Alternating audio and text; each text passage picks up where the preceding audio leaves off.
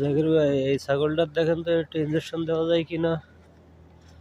Doctor সাহেব, হ্যাঁ doctor সাহেব, জাকির ভাই দেখেন তো এই দুম্বাটা একটু অসুস্থ মতো লাগতেছে, এই দুম্বাটা দেখেন দেখেন।